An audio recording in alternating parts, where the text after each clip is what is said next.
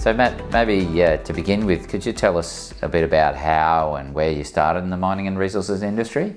Yeah, no problems at all. Look, that's a long time ago. I grew up in Mount Isa, so I was exposed to the mining industry almost from sort of day one at school. But my first entrance into the resources industry was actually in the mines in Mount Isa as a Boilermaker's trades assistant in the lead smelter.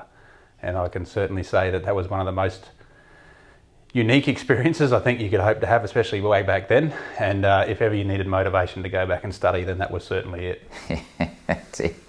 It would have been interesting in the smelter being the Boilermaker's assistant. Yeah, through summer in Mount Isa, yeah, in full PPE. So yeah, no, it was horrific.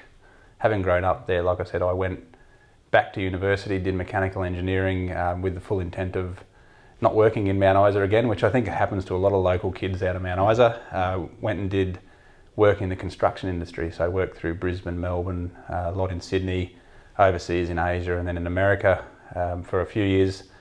And then ended up in a job in Melbourne, which I was quite enjoying. I started a consulting business, or was partners in a consulting business with a couple of other guys. And Mum and Dad were still in Mount Isa, and Dad's been sort of in the resources industry for a long time. And then Mum was sick. So Mum had cancer, and it was the third time around. We thought that maybe this was a time to go and spend some time with family.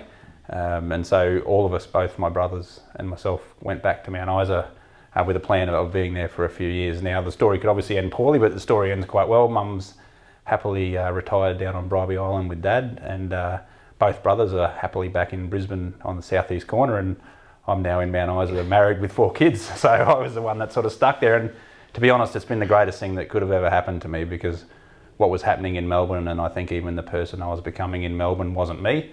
There was a whole range of things that were driving that. And so to come back and sort of go back to grassroots and learn and be happy with what you're doing has been the greatest thing ever. So we're really happy where we are, and it couldn't have worked out better for us.